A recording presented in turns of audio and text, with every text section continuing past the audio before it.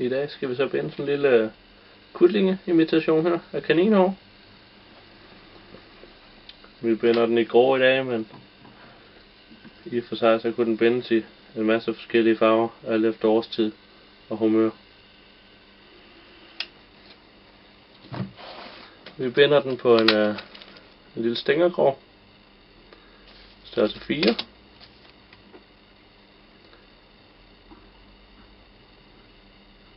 Jeg sætter den omvendt i stikket her,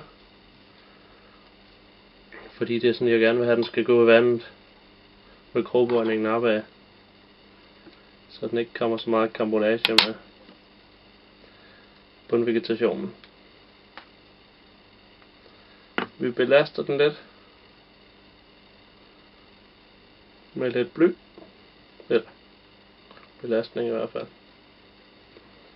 Kører det på oversiden af krogskaftet, altså det der vender nedad.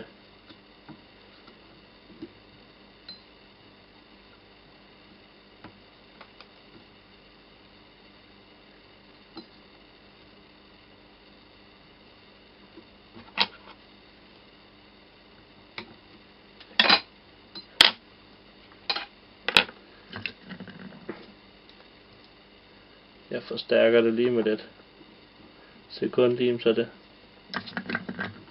bliver liggende hvor jeg gerne vil, så den ikke tilter hen over siden på fluen. Jeg starter med lidt flash.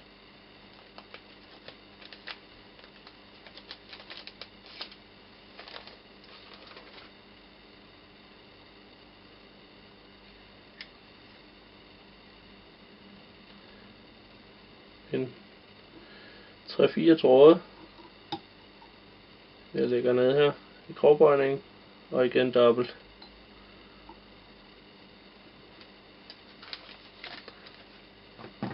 Så tager jeg kaninstrimmel,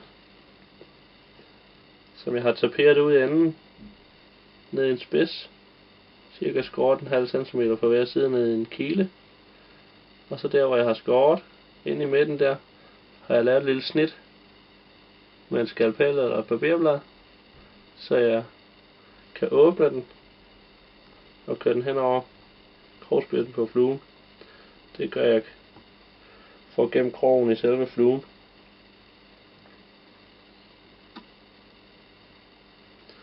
Jeg fæstner den og sørger for lige at lægge det overskydende kanin godt ud.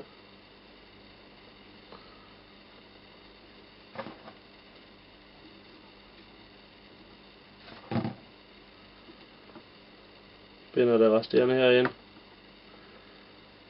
som krop. Det må gerne fylde lidt.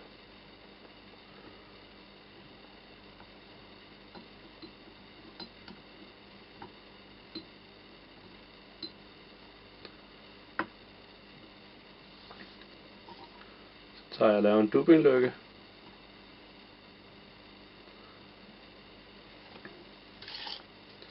Tager en lille klemme her.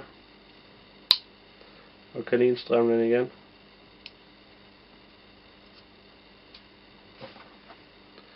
Så tager jeg og klipper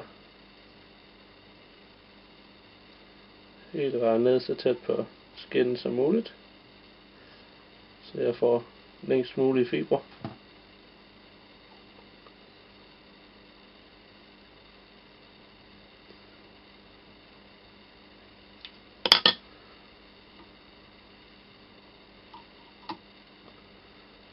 Får sat det i min dubbinglykke og fordeler det så det fylder cirka en halv gang mere, så det ikke er for kraftigt.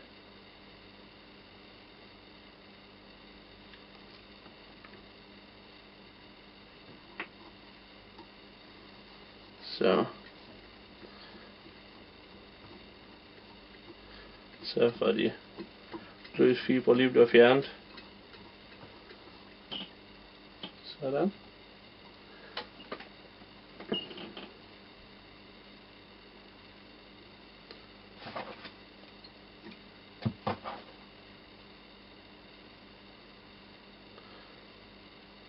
Op ad krogskæftet her.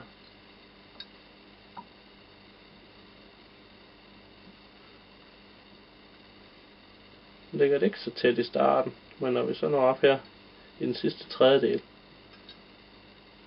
så er det vigtigt, at det bare bliver kørt godt tæt. Det gør, at vi får et lidt kraftigere hoved på fluen.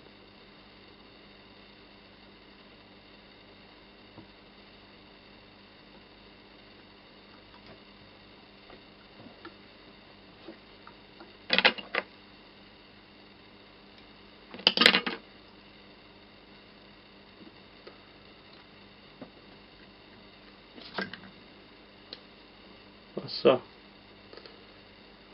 afslutter jeg lige med lidt sekundlim.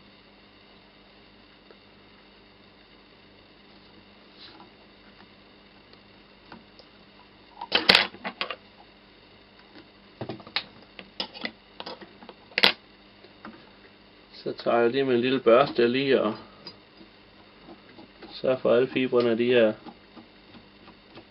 hævet med ud.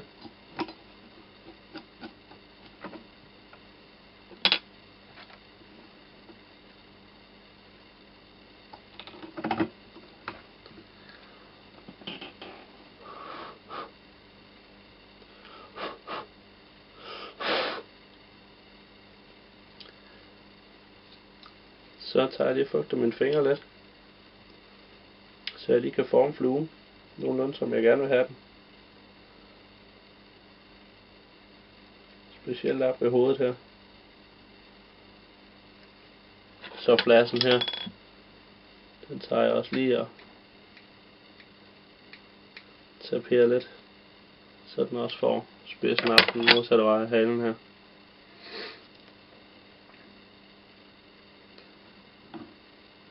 Sæt den stikket igen. Og så tager jeg små 3D-øjne her. Og lidt sekundlim igen. Lægger et lille dryp på hver side, hvor jeg gerne vil placere mine øjne.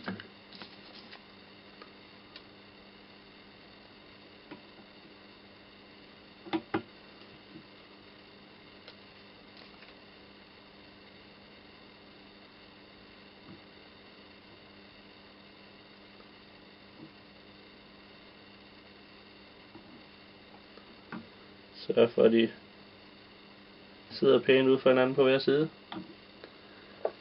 Så tager jeg lidt hardhead, og der bruger jeg den med lidt glimmer i. Jeg synes, jeg giver et godt spil.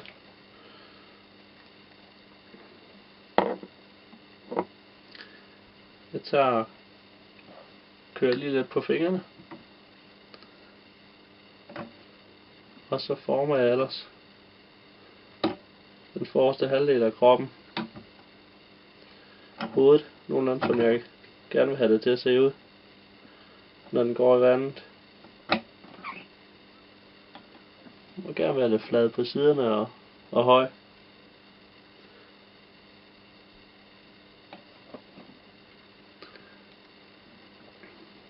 Sådan.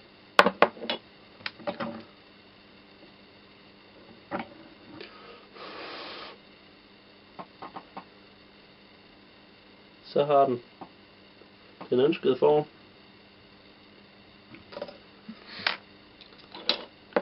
Og så tager jeg igen mit hardhead her og kører stille og roligt med penslen på og danner et hoved.